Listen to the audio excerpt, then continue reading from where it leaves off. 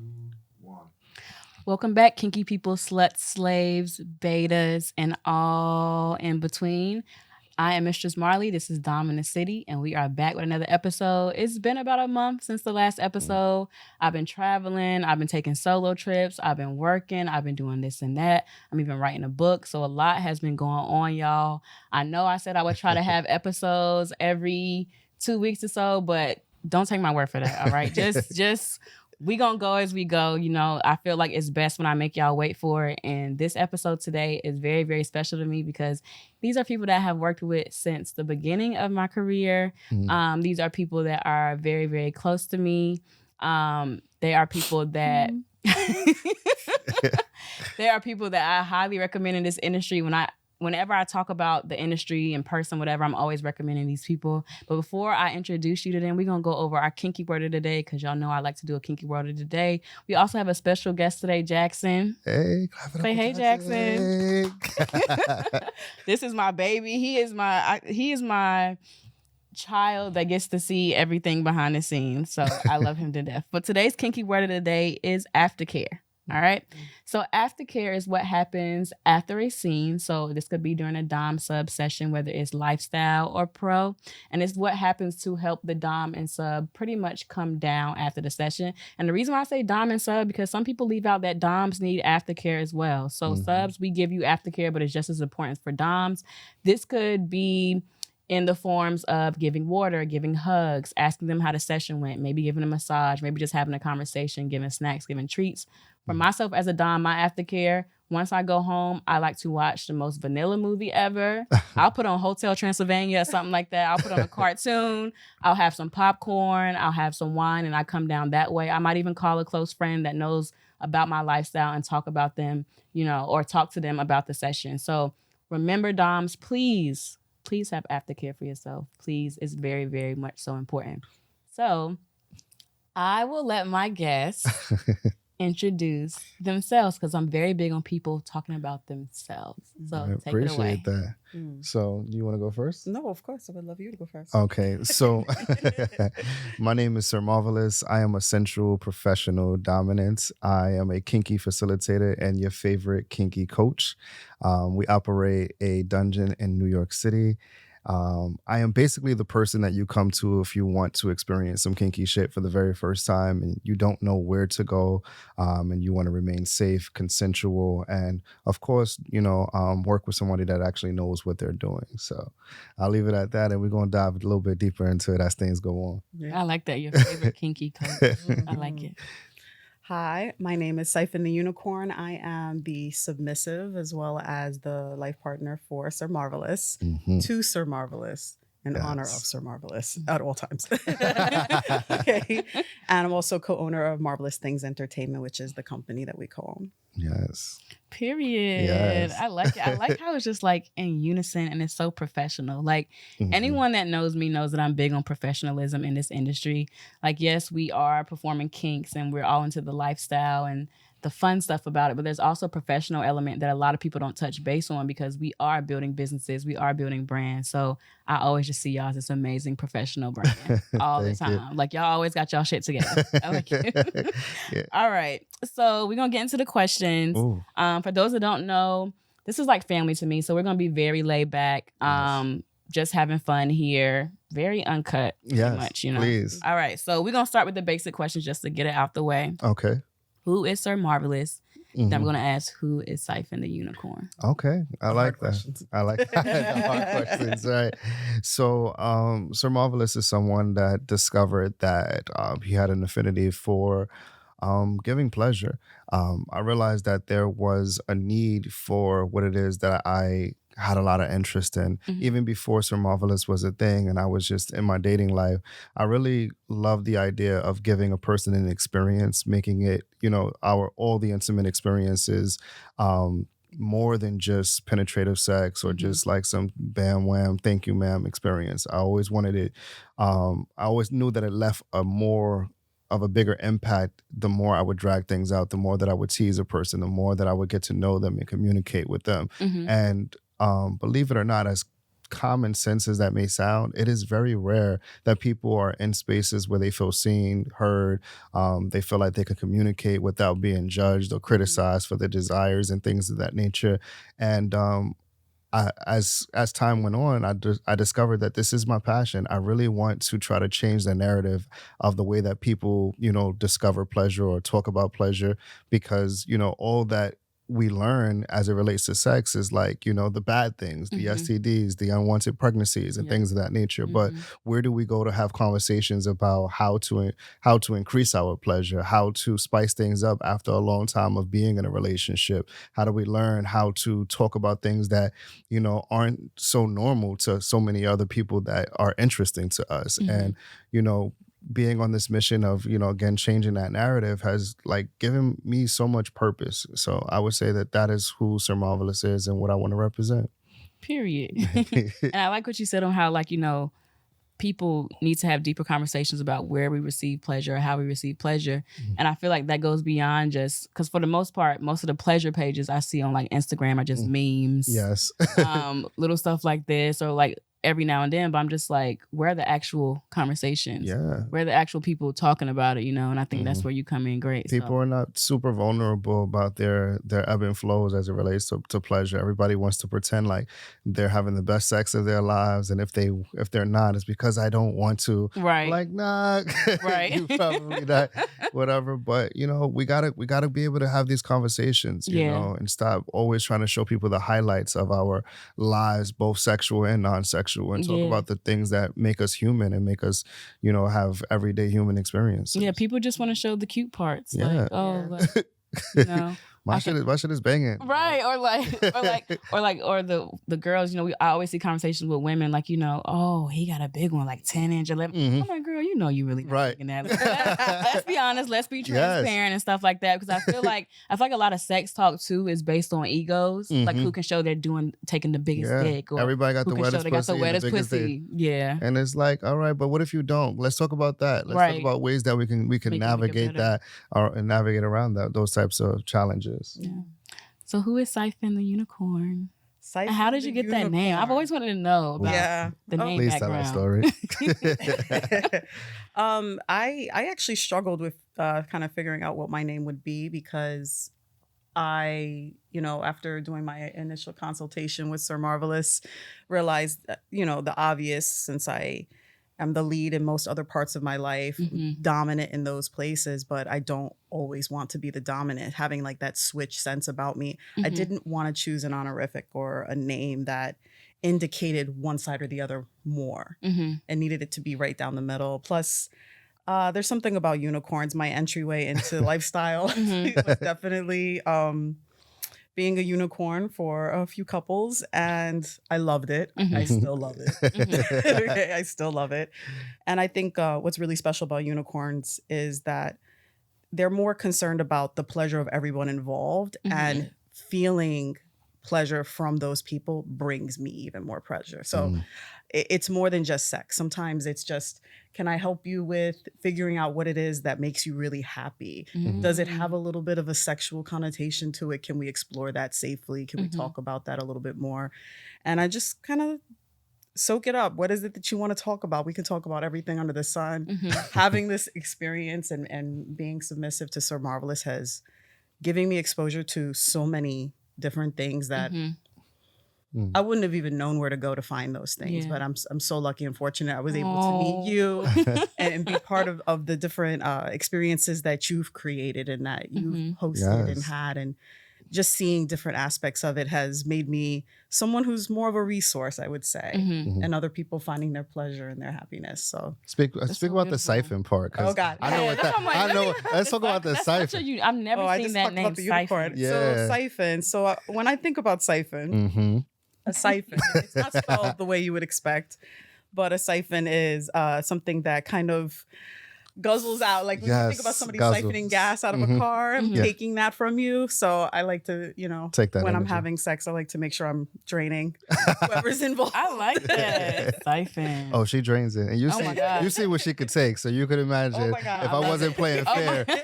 If I wasn't playing fair, I would have. Oh my gosh! No, and we're gonna go over everything that you have here, because Oh my gosh. And I know, are there ever times, like we're going off the record a little bit, are there ever times where like when you're buying new materials, maybe that you haven't told her about yet, in your head are you like, ooh, this about to fuck it up? Oh yeah, all the time.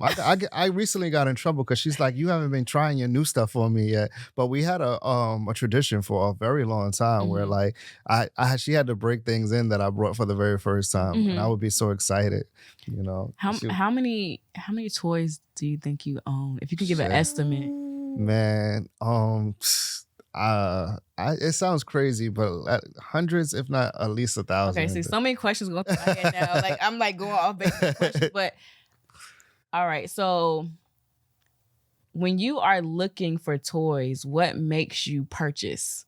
Because there's so many sex toys. I mean, there's a range of sex toys from low end to high end. Like, what makes you say this is it? This is for Sir Marvelous. Well, quality, the look. I love things that are aesthetically pleasing. Like for a long time, I have this pin on because I love the Hitachi wand.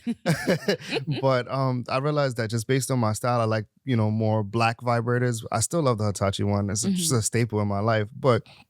I like the aesthetic of things that match, the black and the red aesthetic of my dungeon and things of that nature. So, of course, the look of it, the quality of it, if it's going to, last a long time, because I don't use toys the way that traditional people may use them. Like, I'm going to use them a whole lot more.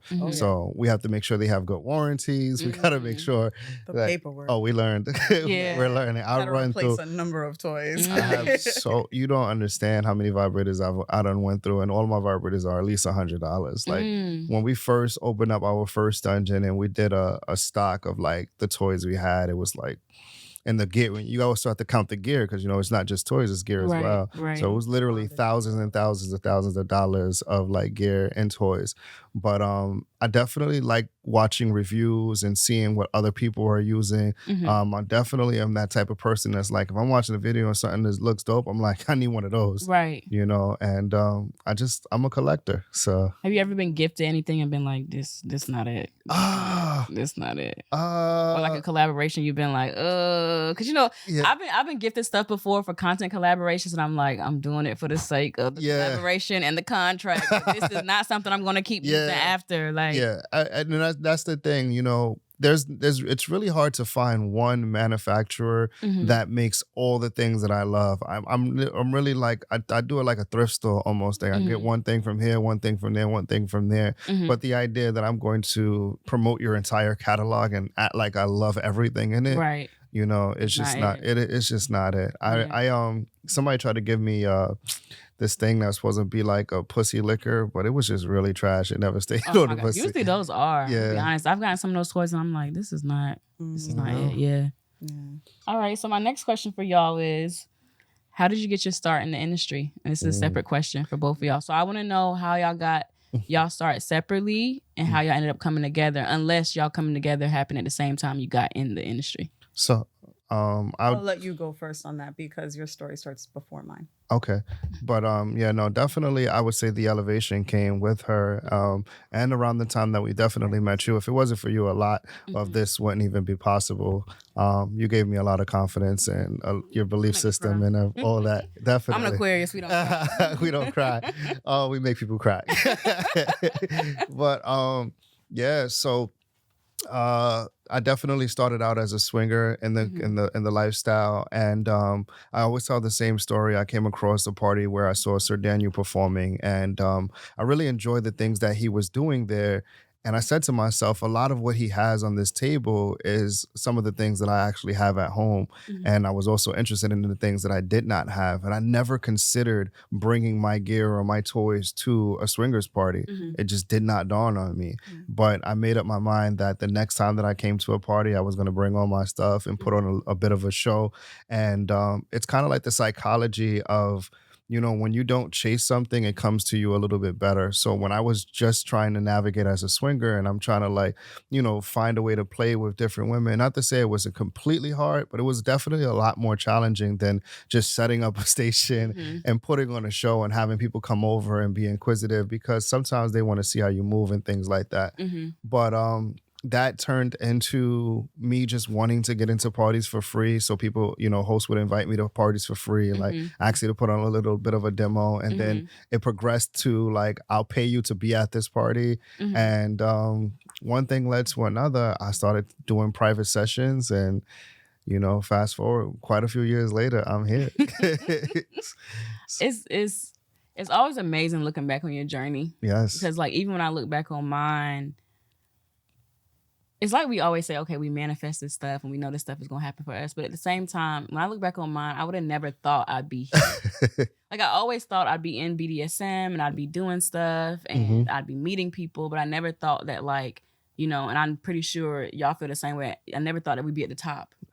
Yeah. I consider us at the top. It's surreal. Like, I don't even want to say I'm humble because I have my braggadocious moments, but it does feel surreal when I really sit down and I think about who else is doing it. You know what I'm saying? Like, who is really out there making it happen in the right way, but none of my friends and family members are surprised because I've always been a kinky motherfucker. Yeah. Even before I knew the word kink and what it really truly meant, I was like about that life.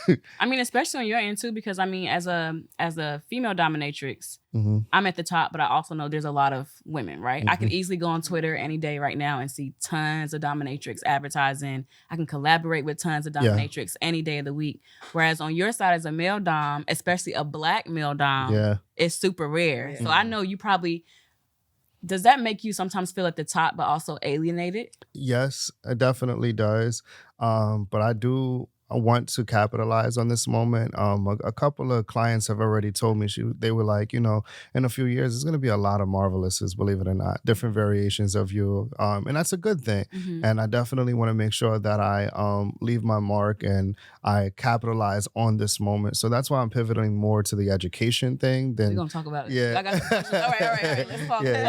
All right. So Syphon, tell us how you got into the BDSM industry. A little bit similar, but far less years back, I would say. Bless COVID for allowing me to focus it was the best on time. I hate to say it, but also COVID was great for me. It was life-changing for me. Yeah. So I started to dabble in, it was COVID. How else was I gonna, I was single and I was out here. And I was going to parties and I've been very, very fortunate. I want to be, I was very, very fortunate. There's a lot of different parties out here and there's a lot of different people hosting events and doing things.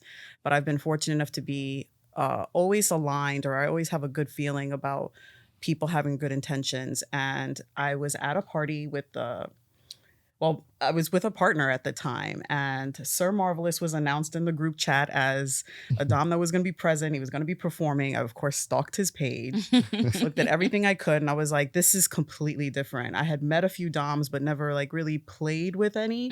So I still feel like I was pretty green in that area, but always been open to kinky things, always been into it, didn't really know how to articulate any of it.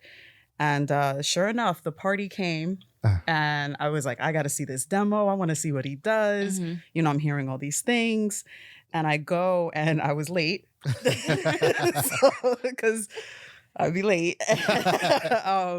He was packed up and I was like, oh, I missed your demo. I was really looking forward to that. And by the time I had circled back around the room, his stuff managed to get out and was, I don't know. It was like magic. I think he's a sorcerer. He had all of his implements out and I was just wowed by how much came out of that bag. That was crazy.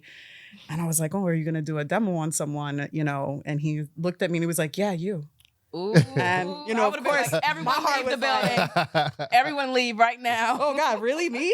So that demo took place. You incorporated my partner at the time in the demo, and I just was so blown. And that was also the first time I had experienced a squirting orgasm. Squirting orgasm, and it was a lot. It was a lot to process in such a really short time. And I was like, I need to book a real session with this man. Because if he could do this in what was it, 10, 15 minutes? Yeah. So after the party, were you like, hey, it's me? I was searching for him through the group chat. I need to book this experience ASAP. And I had my first experience with him. We booked it a month later. And as soon as it was over, I won't even talk about it was amazing, incredible. I was like, this is something more people need to experience. I knew she was the one. I'm gonna cut you off. I knew she was the one. That's a good cutoff, though. I don't mean to cut your wisdom. Thank you. But I knew she was the one because I was saying some filthy shit to her during her session. Oh my God. And at the end, she was like, "You mean any of that?" Oh. I was like, "Because I'm with it.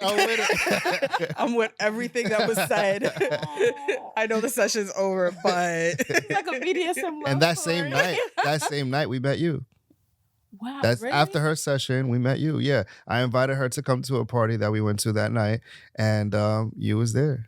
Yeah, Crazy. and I was like, "What? Molly's gonna be here?" When I heard, I was like, I was like a dog looking for a squirrel. Oh like, my God. where is she? Where? And then you were sitting down, and there was like, she's right there. I was like, ooh. Oh, she right there. I hope she sees me. Oh my God. Stop. Yeah. It was fire. It's crazy at how it all happened around the same time. So beautiful. You know. And I remember the thing to me that happened is I was like, this is incredible. More people need to experience this because the whole thing felt professional, conscious of, what I'm going to be okay with, what I'm not going to be okay with. Obviously, I know now those are like, triggers, hard limits, soft limits, things like that. And it really just, I felt prepared to walk into that session and allow what was going to happen. And I felt safe. And I remember as soon as it was over, I was like, you need to be charging more. Yeah, yo. I was like, I'm going to pay you right now, but I want to be very clear. You need to raise your prices because this is incredible. That has been our battle since the beginning of time. She's like, more. We're gonna get into that. But no, that's so good that you, like you said, you came into it and he made you feel prepared. That some people are just like, get on my table, trust me. Like, especially the ones that get a little ego because they're getting hired for a lot of different events and stuff like that and whatever. So it's good that you felt prepared going in because once I feel prepared, especially in situations that are like sensual and sexual, I can relax better. I can have a better orgasm and stuff like that instead of just feeling like I'm on edge the whole time. Like, what is this person really gonna do to me? But that's beautiful. But I do want to lean into one thing that you didn't really touch on. As far as the business part of of Marvelous Things, she's the organization. She's the backbone behind a lot of it. Like I lead with passion and manifestation and the magical part of things. And she's Creative. like, well, what about she's like, what about these ones and zeros though? Like, let's make sure that this shit actually adds up. It makes sense. And you know what I mean? And like you mentioned earlier, you need a team of people around you that are going to balance you and be, basically the yin to your yang in a way, because I'll just go running. You need people that's gonna let you know when you fucking up. Yeah, absolutely. So, definitely I wouldn't be where I am without you. I definitely, like, you are irreplaceable. You are my inspiration. Like, you whoa. And I'm very, very lucky that I have somebody that is as supportive as you are, because this is not easy. It definitely isn't easy. And I've prayed for people, a person that was going to accept me for who I am, because I'm a freaky motherfucker.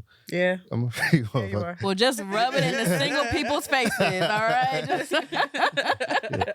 My kinky person, if you're out there, you gotta have some money coming. Right. But I want to touch base on what you said about how like she helps run the business and does a lot of logistics and stuff like that. Syphon, has there ever been a time, or I'm pretty sure there's been a couple of times, do you ever just get like weird emails from people that want to book him, or like people that like so how is it seeing the emails as his partner, maybe from women that might be quote unquote thirsty, or like how is that? I'll be honest. I thought it was going to be worse. Okay. It is not. Most people who come through the email, it's for a performance or for a speaking engagement. Booking him directly, you have to go through that consultation with him first. So there have been some weird inquiries for sure. People, like, you could tell that, I don't know, maybe they saw a clip somewhere. They didn't do any further. And that's the thing that immediately sets me off. Like, they didn't do any research, because some of these questions he answers in every interview where he speaks about.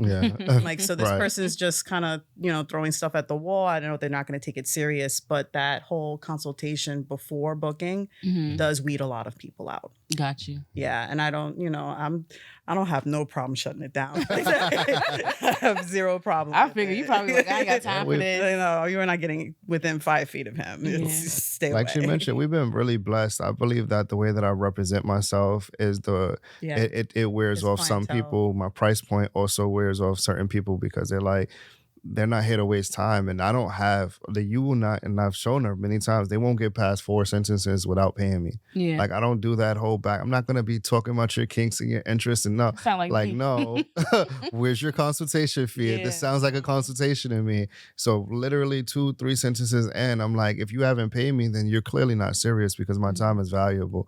And from that moment on, it kind of sets the tone. And I just try to, for lack of a better word, lead the interaction as much as I can so that people are not here to like waste my time. Yeah. So that takes me to another point because I get a lot of questions after people like see my financial dom videos and my femdom videos. I actually get men that come to me and say, how can I make a woman pay for this? Or how can I whatever? They like, a lot of people really think that women won't pay male dom. So like, what is your perspective on that? And like, if you could give any advice to a male dom out there that wants to start, what's one piece of advice you would give them? Well, you have to understand that the world that we live in, for the men that are submissive and that pay dominatrix and things of that nature, they lean towards the idea of enjoying being humiliated and degraded because they don't experience that as much in the real world, especially for those people that are in positions of power as male, heterosexual, white males, or even, some of them non-white males. For the majority of them, they're always in a place where they don't have to worry about being degraded or attacked and things like that. Women, unfortunately, deal with, situations where they're constantly having to prove themselves. They're constantly facing challenges. They're facing some form of discrimination or humiliation or degradation to some degree. For free. So the idea that I'm going to pay somebody to, do that isn't what they're looking for. They're looking for a place that they can feel safe. They can feel protected. They can feel prioritized, and they can feel, the dirtiest slut that ever existed. The dirty, yes. Don't forget them. Yes. Because they do have it in them. They just want to, again, they want to feel safe to be able to let that out and know that just because I did this now doesn't mean that is going to be who I am in your eyes all the time. So the first thing that you want to do is learn how to communicate with the person and understand what their true interests are, and don't lead with the sexual part. Lead with the education. Lead with the, taking your time. So many people have told me that they've spoken to male doms and they're like 2 seconds in, like, you're my slave or you're my submissive or you're going to wear my collar or I'm like, you don't even know this person. I don't even tell people to call me sir unless they feel comfortable. You know what I'm saying? I want to earn that title, not as your sir per se, but like almost like how you talk to a doctor or you talk to a judge or you talk to an officer. Like, I want you to respect the title because of the way that I carry myself, not because I impose it on you. You know what I'm saying? So for starters, like, treat people like real people and you will make more progress that way. Make a person feel safe, make a person know that you know what you're talking about. And then things will follow. That's a word for real, because I mean, even on my end, being a dominatrix, I have male doms that hit me up on Fat Life, and the way they speak to me, it's like you don't have no respect. Mind you, my whole page says very blatantly. I mean, you can't see that I'm a dominatrix and I'm not a sub on my page. I don't know what to tell you, but it's the messages I get of, I bet you I can turn you out. I can make you a sub. I can make you my slave. Yeah. Let's have a relationship. Let's go on a date. And I'm just like, so I think there's a stigma out there that unfortunately that male doms are creepy or that male doms don't respect us and things of that nature. So like, I have 2 questions here. So the question for you is like, you as a male dom, have you come across, maybe you've had a consultation with women before, just women in your inbox. Do they come across as their second guessing? Have you ever had to feel like you had to reassure them that they'll be okay? And the question for you, Syphon, is that as your dom, how has Marvelous made you feel okay and safe? Okay, so I'll let you go first because I've been rambling a lot. Okay, I want to settle in on I got you. Okay, so first and foremost, the fact that he actually has done his research. He actually understands. Yes, we're going to sit here and say, oh, I'm going to spank you or I'm going to do this. I'm going to tie you up. I'm going to do that. But then there's the other parts of it. Him explaining from the very beginning, using this implement is for this effect. Is this something that you desire? Him making sure that I feel safe in the positions that I'm in sometimes when I'm on that table. Or do you feel comfortable? Is anything too tight? It's always being mindful of my comfort, my safety, and my mindset. Lately, we've been talking a lot more about mindset because I get super busy and sometimes it's really hard. Like you mentioned, decompressing, coming down from stuff, you know, if I'm like running from meeting to meeting and then it's like, I'm coming home to my sir, but I'm not ready to be a submissive yet because I'm still coming down. He has gone out of his way to take his time to help me decompress, help me get into that space. And sometimes that's just knowing that like something's been taken off of my plate. Sometimes it's just knowing that you don't have an expectation of me right now. Like it's going to be fine. And we don't have to do anything crazy. I could tell that, you know, something's off, but he's constantly taking classes. That's something that a lot of people like. He's an educator, but he's constantly taking classes and doing research and going to other professionals to kind of like consume their material and see what it is that they're doing that's different. If it's something specific, he focuses on like one specific thing at a time. So like when we were going through rope, like for a month and a half, all I heard about was I learned this in rope. And come over here, we're gonna try this because I want to nail this down or whatever the case may be. So I know he's even where he's at right now, he's still continuing to learn more. And how could I not trust somebody who is taking that very serious, you know? And it also, you know, it's a turn on, you know? Hey. So it sounds like he knows how to read the room. Some people don't know how to read the room. Yeah. And, you know, I've been to play parties before with potential partners because y'all know it's very rare when I will have somebody there with potential partners and I feel like they didn't know how to read the room. They didn't know how to read when I was trying to come down versus when I was trying to have pleasure, you know? So I think that's really big because the thing is when you're trying to come down, you don't want somebody hovering over you saying, let me spank you, let me You're like, you really are just trying to focus. And some people don't understand it. That can lead to arguments. That can lead to like, you're not understanding me. You don't know my boundaries. So reading the room is big. So pointing that out. And to lean into what you said earlier, you know, for those who are desired to be in a DS relationship or just a relationship that has a kink dynamic to it, understand that your relationship is not going to be one long sexy scene. Understand that your relationship is going to have ebb and flows like any other relationship. We are not promoting that a DS relationship or a kink dynamic is like perfect or without flaw. It's the understanding and the communication that kind of gives us a little bit of an advantage because to be, you know, quite honest, like we went through a lot of lifing for a while and that definitely changed how we were able to, it was definitely changed a lot of how like of what we could expect of one another, but understanding like how we can make room for those expectations. You know, like she mentioned, we started our relationship really started to take off, you know, during COVID, but a lot of things were different during COVID. You know, the work expectations and business was very different. So being available for people was like no problem. Yeah, it was easy. But now it's different. They want you back in the office. All types of different things are going on now. Not to mention, like again, life has a way of lifing in all other areas. So you have to make sure that you can compartmentalize, like, you know, when you want to take it there. You know, one of the things that we've implemented that I speak to my my clients about when I'm coaching is using a different form of communication to talk about like sexual things.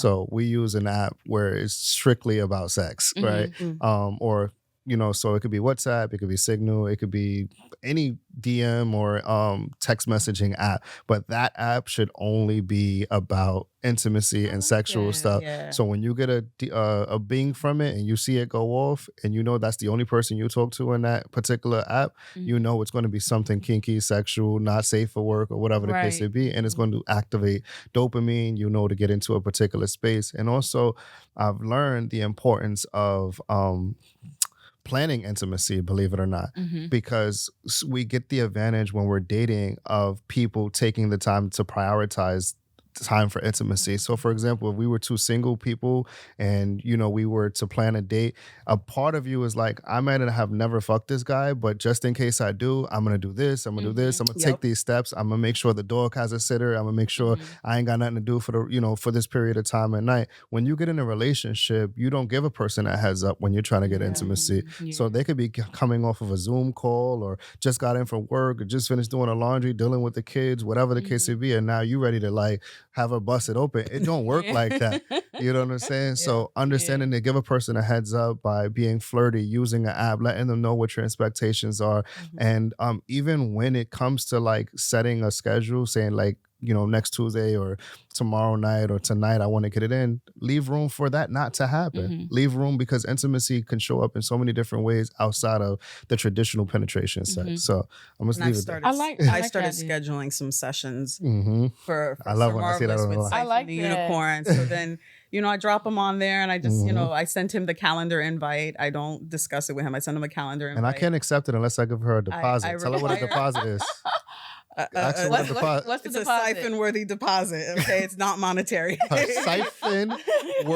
I love that. Like the organizer in me is just like, yes, schedule, plan. And you know, that's my first time ever hearing like having a separate app to talk about those things, because I think that's important within itself. Because sometimes in your regular text messages, maybe you just want to talk regular, you want to talk sexual, or maybe you're out somewhere and you don't want to open something and you're like, oh shit, like I just opened something that was crazy. But at least if you know, you see that notification on the app that is made for, you know what to expect. Exactly. And you know, like, okay, I'm gonna open this now, I'm gonna open it not, like I'm gonna wait. Like I like that. And it reignites those butterflies you get when you first meet someone. Like, the moment they text you, you're like, oh my God, I can't wait to see what they say. So we've been together a while now, so now I don't know if he's messaging me because he wants to make sure that I book the Airbnb, that I do the laundry. Like, I want to make sure that's not what the message is. But now I know if this app goes off, I know it's going to be something. It's going to be dick. Naughty.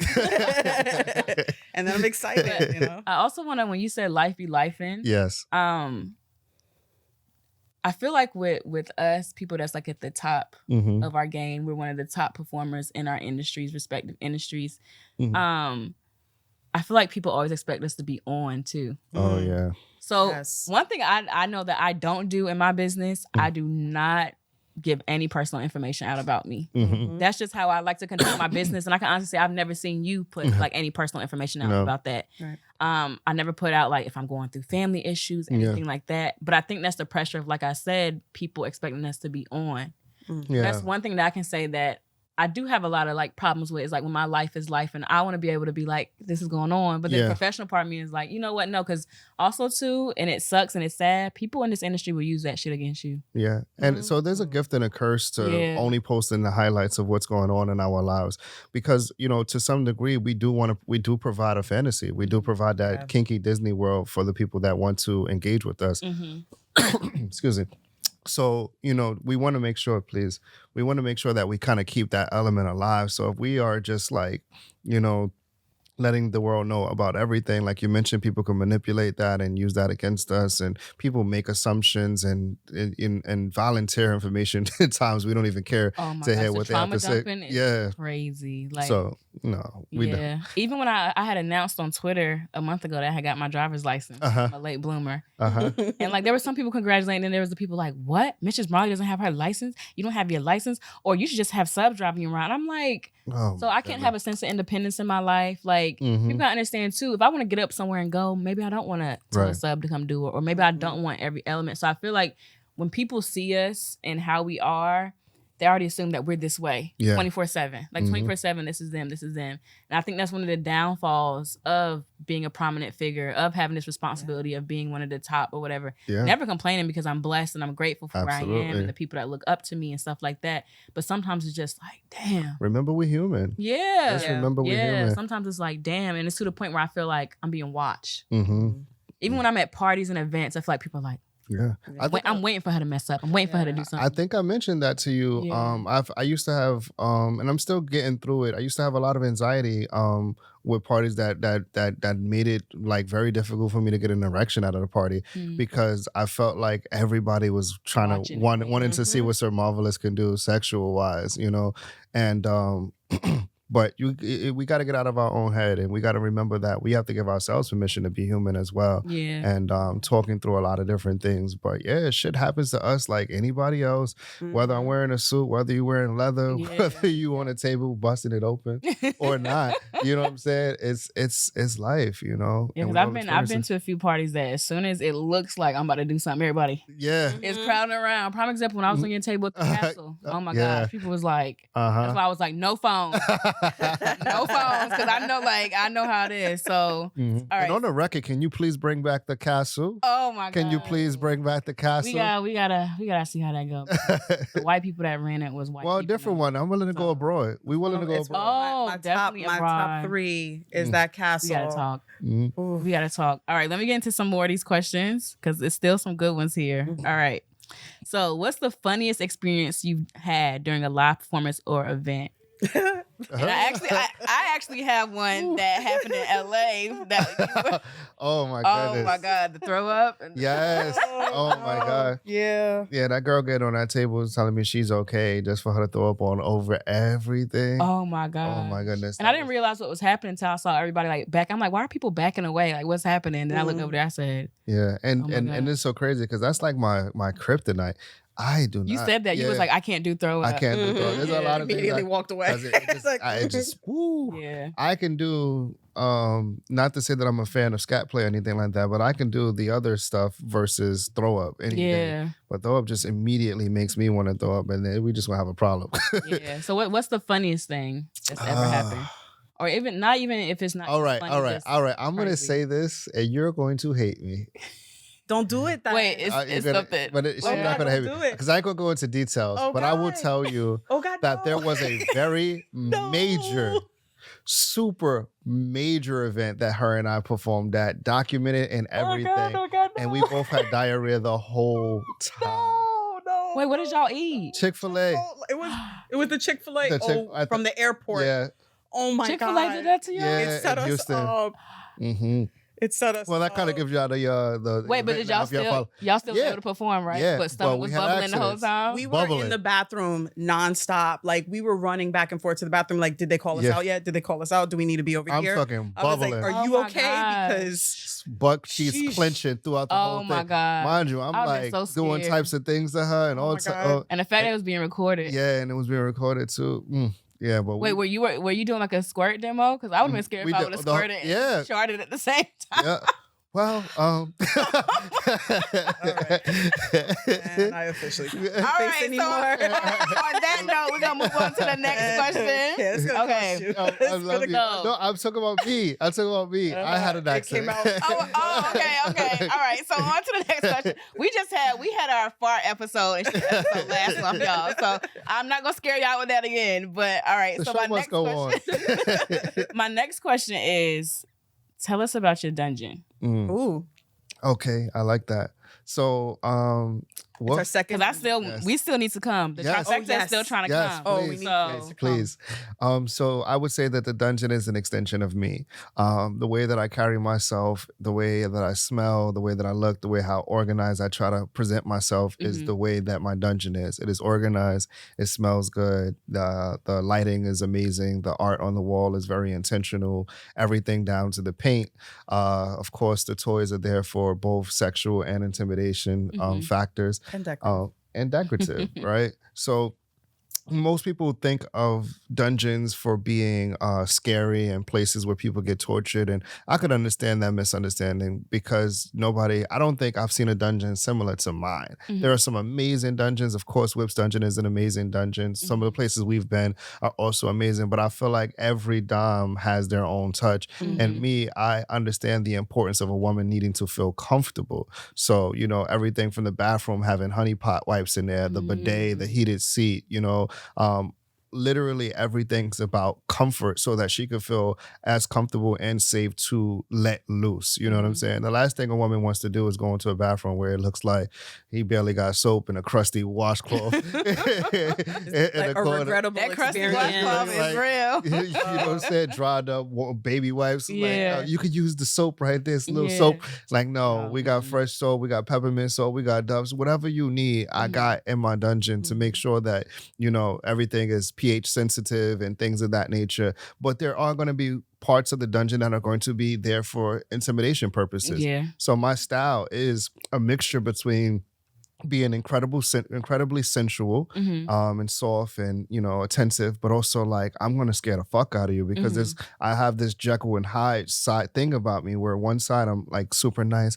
Come over here. Do you like the way this feels? And this, and I'm like, you better not fucking come. You better look at me when I'm talking to you. You know, it's like, it comes and goes. It's definitely, and people love it because it feels like a roller coaster ride. And it's the same thing with my dungeon. One moment you're like, oh, that's nice. The next minute you like, what's that? You know, so, I have a cage under my bed. I have a big bed that's actually named the Trifecta because it has three. We was going to make that a surprise. No, we already told them. We did tell you. Yeah. Okay. Yeah. Yeah, I gotta sign it. Y'all definitely gotta come through and sign it. But yeah, there's multiple rooms. We have a dungeon, a bondage and suspension room. I still have to learn suspension. That's one of the things I really want to focus on. But yeah, there are going to be parts of the dungeon that make you question, like, how does he use that? How does he incorporate this into sessions? And it's going to intrigue you. And that's what I want. So, she said, can you try again? She said, can I come?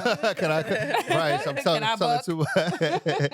But again, the reason that I want people to feel kind of nervous or intimidated, because I do believe that there's a positive side to being nervous. We know the negative nervousness, bad news, and things not going your way. But then we like the idea of being excitedly nervous or positively nervous, meaning like a roller coaster ride, a new trip, something you're about to embark on for the very first time. And that I truly believe adds value to the experience, because when your nervous system is alive and waking, everything else feels like multiplied times 10. So yeah, that's how I would describe it. I have to come to the dungeon. One thing I like to do is I like to see new dungeons and just see how they are and how they operate. And yes. I'm just nosy too. So you know, the queerest in me is just like, we both nerds, so we like to learn. We like, ooh, I got it. Noted. So really quickly, what do you have on the table for us today? Like, I want you to go over these different tools. I want you to pretend to be marvelous, baby. You want me to pretend to be marvelous? Yes. Oh. And maybe pick out like the top 5 ones for like sake of time. But yeah. Okay, for the sake of time, let's talk about. I like this one because this is your baby. This is my baby. This is That's another one we had to replace a few times. Number 7. We've gone through this one. I can imagine. We've had to replace this a few times. So I think the best way that I can go through this is to give some tips of how I would use some of these things. People are always looking for ways to implement some of these ideas in their bedroom. So something like this, I always recommend using for foreplay. Metal tends to be very like good when it comes to temperature and sensation play. So the idea that I could put something like this in the freezer and make it cold and drag it across somebody's naked body. I can use it with put it in my towel warmer and make it warm and drag it across their body. I can use it with electric play, and sometimes just the ASMR. While a person is tied up, and because near you. So I like to have that jiggle around somebody while they're again tied up and blindfolded, and again that can really like wake up the nervous system for what's about to happen next. I want to show them the weighted toy, So this one. This is heavy. Yes. Okay. This one. Were you gonna show us some fire? Yeah, we could definitely show you some fire, even though you know fire play. Yeah, I love fire play. I'm obsessed with fire play now. Oh my gosh. So this is another toy, and don't worry, it's sanitized. I know. But I want you to see how. I know. Yeah, it's heavy, right? Yeah. Wait. I love it because one of the biggest misconceptions that we get that men have about pleasure is we think that women want to be stabbed to death with the longest dick that they can find. The reality is women tend to like to feel filled. They like girth in most cases, over the length. Yeah. You don't want your cervix poked out all the time. And then you're not really feeling pleasure. And then you're not really feeling pleasure. So another way that you can make a person feel filled is by stretching them, so to speak. So sometimes just having a weighted toy like this just in the pussy and just like pulling on the pussy or pulling downward on the pussy while you're using a vibrator at the same time, and you're giving her affirmations. Maybe you got a hand around her throat. And again, you're not even touching this. You're not stroking it at all. It's just, pulling on it. Just pulling on it. Or you could change directions of her body. Maybe on one moment you could have her on her back and it's just pulling downward. The other moment you could have her on her stomach and now it's pulling on her G-spot. And the entire time you can have, vibrator happening at the same time. And that can be an amazing experience. But also what I love about this is that you can put something like this, like I mentioned, in the freezer, make it cold for those who love temperature play. I am learning today. Another thing you could do, I recommend getting a towel warmer. I recommend that most couples or people that just like to play in their play spaces, get a towel warmer because you can heat up your oil, you can heat up your lube, you can heat up your glass toys or your metal toys and things of that nature. And some people don't like cold. You know, she hates cold. I hate cold. She hates cold. She hates cold. It literally shocks the body. But some people love cold. Yeah. They absolutely love cold. So understanding the balance between the two. I could do either or, but I'm definitely more of a heating person. Like put something warm on me and I go crazy. Yeah. Yeah, let's see some Light that fire, baby. Would you like me to light this for you? Light that fire, baby. Of course, say yes. No problem. So There's a lot of light in here, but no, you could do it. Show. So I recently got into fire play, y'all. So you want me to talk about it? Yes, please. Yeah. Oh my God, I'm on. Okay, so the accelerant that we use for this fire is alcohol. So as you see here, we kind of dip it in. Use this camera right here. So really. We're dipping it in the alcohol, but this is also mixed with water. Mm-hmm. You know, we're not doing anything too crazy here.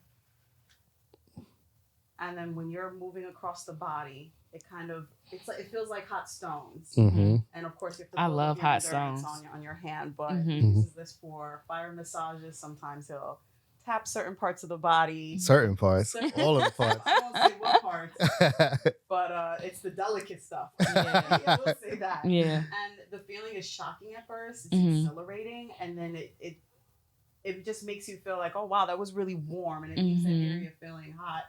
Which means that whatever he's about to do next touches onto that area, it is now extra sensitive and receptive to that. So what would you normally do after a little fireplace? I like to go, I would probably take it in the cold direction after that. So maybe I might use a metal toy. Again, if the person is open to coldness. If not, then even just blowing on the skin after that can be very sensational. You know, I'm always big on sensual massages. I don't do any. That's another thing I want to let you know. I don't start any BDSM scene without a sensual massage. If you're not into sensual massages, I might not just be your person because I believe in a good warm up. And ladies, I've had the certain experience. Let me tell you something that was big for me to have that experience as a dom. I'm so because grateful. And I'm gonna be very honest with you. Aside from Marvelous, and aside from maybe just practicing on stuff with Rue, I do not let anyone top me. Yes. Anyone. So that was very big for me to open up that trust. So I definitely recommend. I'm clipping this. I definitely recommend a third Marvelous experience. Please do. I definitely recommend it. Ladies, if you're going to step to him to get this consultation, please step right. Y'all know Mrs. Molly do not play about stepping to people and how you're supposed to respect people. Definitely step right to Syphon because Syphon wanted to tell you, like, look, but I definitely highly recommend 10 out of 10 the Sir Marvelous experience. I still have those videos in my phone. Yes. I still use those videos for promotional materials for Black and Kiki. Well, Orgasm now, but highly recommend. It has the Mistress Marley stamp of approval for real. For real. Now, one thing I do want to speak on, the last thing I want to speak on, is probably the pink toy, the Lush. Okay. There are many different variations of toys that are similar to this, but this one is remote activated, so you can download the app and you can use this with a partner, whether your partner be overseas or even in the next room. And when you're talking about foreplay, understanding that foreplay starts before you can even get home. So a lot of the times you can ask your partner to like be wearing this and you can control it while you're at work or while they're at work, depending on what they do, of course. And this is a way that you can stimulate things even before you get home. There's a big saying, I remember somebody went viral for saying that, foreplay for a woman could take anywhere between 20 to 40 minutes to get a woman fully, they didn't riled up. It. And they didn't want to believe it. Was but I always tell people, there are certain things in life we just have to accept. Of course, women can have sex without 40 minutes of complete warm-up, but why would you want to skip the best part of what can make her experience better? And understanding that it doesn't mean hands-on 40 minutes. If you can be, again, talking to somebody from the beginning of the day, texting them, telling them how beautiful they are, how much you're looking forward to, things, sending pictures or going over things. All of that counts as foreplay. The physical thing is just one variation of foreplay. The biggest thing that you can do is stimulate a person's mind, both man and woman. You need to be teaching workshops. You need to be teaching workshops to these niggas out here. Because I'm just be very blunt and you know, I think that's another thing too. Like I really feel like you would do so great in hosting your own workshops, retreats, events, and we will, and things of that nature. I think it would work out really great for you. And we will. We were talking about it. We went to the spa the other day, and we were definitely speaking about the power of us throwing our own events. I have a love-hate relationship with the idea of throwing a play event, though, you know, because we like to play. We're very much swingers. We also understand that sometimes being a host, you don't end up playing. And that would also be another thing that would kind of be like a dopey downer for us in some ways. But also there's a lot of ability, but also we think that we would do it right. So I guess, you know, maybe as we continue to talk more with you, we're definitely going to do an official consult with you so that because you have a lot of experience. I think y'all would do great. I think y'all would do really great with educational events. Oh, yeah. And to me, those events are easier to throw because it doesn't require a lot of you having to, I don't want to use the word babysit, but at play parties sometimes you have to babysit the function. You have to watch people, you have to whatever. But I feel like you guys teaching, especially as a couple, is something that's not really seen, especially as a Black couple. Right. It's not really seen that much in this industry. And that's and it's definitely a place to take over because let me tell you something.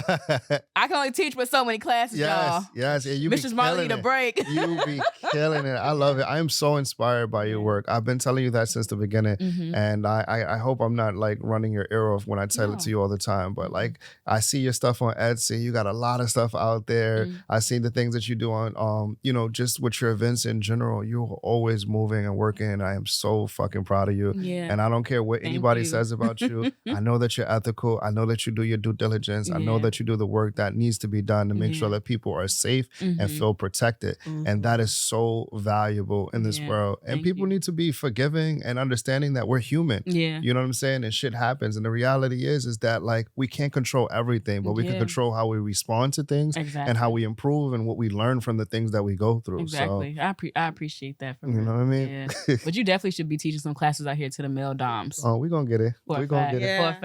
I mean, especially when it comes to the couples, we're starting to realize more and more that the couple space is something that really people are nervous about getting into BDSM because it's like, do I have to approach a dom by myself as a single woman, or is this something that I can go to him with my husband or my partner? And we've been seeing more and more consultations of couples. Even I feel like you guys would do well even teaching classes on how on people how to have those conversations with their partners. Yes, because that's one of the. I'm gonna be honest with you. I don't get a lot of questions where I'm like, I can't really give info on this. But the one question that I do get a lot where I'm just like, is that question of how do I discuss this with my partner? Especially from women that want to become doms. How do I tell my partner that I want to be a dominatrix? Like, how do I have that conversation? Right. And, you know, most of the time I'm just like, I try to give the best advice I can. But in my head, I'm like, this is an empty space. Yeah. That needs to be filled. There's so much, there's so much, shame about exploration that just it doesn't make any sense. And people also have a lot of misconceptions. I think, you know, like I always talk about it, people think that we're just out here just beating on people and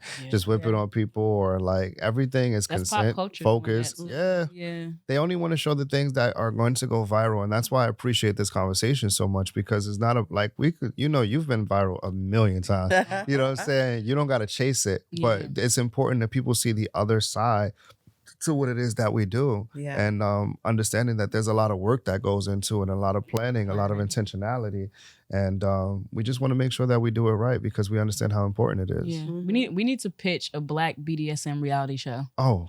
It doesn't exist anywhere. It doesn't exist. It doesn't anywhere. exist yet. Come on, you got to watch your words. You cast the spells. It doesn't exist yet. It doesn't exist yet. It doesn't exist yet. But, I already know you. Listen, we are just like literally scratching the tip of the iceberg right now. Like I see you killing it. You're in like everything. It's only a matter of time before. Like every time I see, she's got a spread in this magazine. They did another article on her. Get it, Marley. No, definitely. We gotta talk more. It's gonna happen. It's gonna happen. The major network is going to pick us up at some point. Definitely. I've been saying it, and I literally clipped certain Instagram live videos where I'm speaking it into existence. I was pushing the idea of like getting something on Netflix for a while. I haven't actually reached out to them, but I know that I'm speaking it into existence. I don't know if that's where I want to necessarily aim at, because I'm realizing that there are things that are in places that are bigger. You know what I mean? Netflix is definitely prominent, and everybody knows about it, but there's a lot of things. Even, believe it or not, as crazy as it seems, Tyler Perry is moving into a lot of kink work. He's producing a lot of kinky stuff. I've been watching and looking and going, yeah, I see you. Yeah, they got like all the King's Men. I don't know if you ever heard of that show. Yeah, I've heard the Queen's Men. Excuse me, all the Queen's Men. Yeah. The thing with Kelly Rowland that just came out was another movie that was produced. That good. To us, it's not that good, but to the people, they love it because it's like, oh my God, he's pouring hot wax on her. It depends on what you're going in for. It's like 50 Shades of Grey. Like people are like, oh my God, that was so great. And I'm like, it's so unethical what just happened.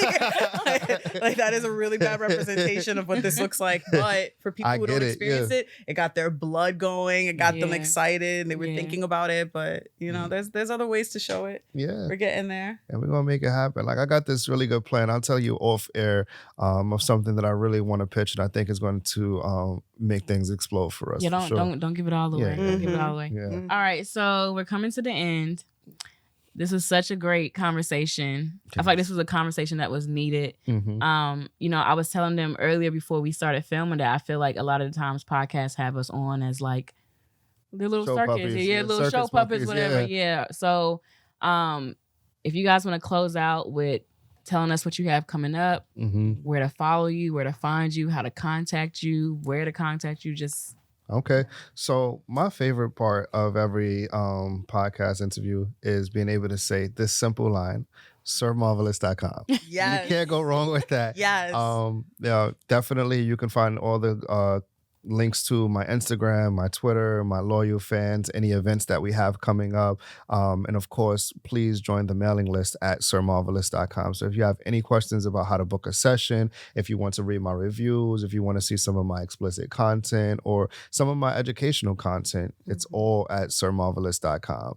And I want you to speak about the things that Syphon is about to launch very soon. Before we get to that, yes. So another thing, so as far as like what we have upcoming together is this our very first international performance, which is a really big deal for us. We're really excited about it. So we're going to be in Jamaica, and we're going to be teaching in Jamaica on the beach. Yes. I've reached life goals here. So, y'all going to heat up? Yes. Have you ever been? And we getting flued out. No, I've never been. She's been. Okay. No, I've been there. You've been there. Okay. You're gonna love it. It's my first time, my first passport stamp, period. Oh, yes. Yes. I can't wait. I can't wait. Jamaica was my first passport stamp too. Oh, really? You see, I'm in alignment. Up and up. Yeah. So also on sirmarvelous.com is also where you can go, because Sir has recently, and as of 2024, launched his coaching program. So it's a 6-week coaching program. And this, yes. Getting him to say okay to this and getting him to go ahead and do this was really tough, because he takes his craft very serious. He's very conscious about, I don't just want to teach people how to do this to women, because there's a responsibility that comes with that. And I was like, then that's when you put a program together and you talk about those things first and then the technique. And he was, consulting with different people about, how do I like put this together to make sure that this is going to hit all the marks. And we finally got him to pull the trigger on it. Yes. And he's got some coaching clients, and we're accepting more. Yes. It's not just accepting more. Women, men as well as couples. Men, women, and couples are all welcome. If you want to learn anything about the lifestyle, if you want to learn anything about kink, BDSM, if you want to navigate conversations with yourself, your couple, with your partner or partners, I'm the person that you can reach out to, and I'll help you kind of like bridge that gap. Do not be afraid. If you just want, I've even been able to dabble into doing some virtual sessions. I wasn't a big fan of virtual sessions, but for the single women clients that I have that are coaching, sometimes they can move on to me just giving them homework or kink assignments and things of that nature. And that could be a journey as well, because people fly all across the country to come to the dungeon and experience a session, but being able to give them something that they can experience virtually was, definitely a blessing as well. Yeah. So I'm so proud. thank you. See the Thank growth. you. Oh my gosh. It's And for amazing. me, I am finally stepping into the space and offering service as well as, being able to talk to people about what it is that I do. I'm going to be giving reviews because obviously not only does Sir use all these toys, but I usually get to experience them as well. Yes. So offering my perspective on different toys and what we're able to do with them, some solo play things as well, because, Sir's busy. He is not with me every day like I would like. Yes. So, sometimes I I'll have to play alone, and, we know what that looks like. There's a running joke that you have, but please don't say it. But, being able to talk about that, sometimes just how do I get in the mindset for a play party? Yeah. What do we do when we're getting ready to travel? Kind of showing people like a sneak peek behind the scenes, because I get asked so many questions. That. And I just want them to see, like, we're regular people and we're making it work, but this happens to be our passion. Yeah, this happens to be something that we love. Mm-hmm. And yes, I think anybody can do it. Yes. What? Crazy story, because when that one time we were all like at Exotica in Jersey, like maybe 2 years ago. And I remember like y'all were there setting up and stuff like that. And you were just like really like, we're going to be right here. This is where we're going to be. I turned to Rue. I said, that's the mastermind. Yeah. That's the mastermind right there. I said, I want to get her. I want to know a little bit more about Syphon, whatever. So I love that you're doing stuff as well. So tell them where they can follow you. And well, for right now, it's just at Syphon_the Unicorn on Instagram. I will be launching the website's live. Please don't go there yet. We're filling it up with content. It's been really tough. I've started discussing and making transition to move out of my day job because it's prevented me from being who I want to be. Yeah. It's in the way. I took that leave. I definitely did. Mm-hmm. And I took it right before the world shut down. Mm-hmm. So Right on time. yeah, Right on time. Yeah. All right, you guys. So this was another great episode of Domme and the City. This will be posted on YouTube, Apple Podcasts, Amazon, Spotify, wherever you get your podcasts. I will put all of their links in the bio of everything that we have going on. And with that being said, yes, we're out of here. See you later. Bye. Bye. That was so That was good. Thank you.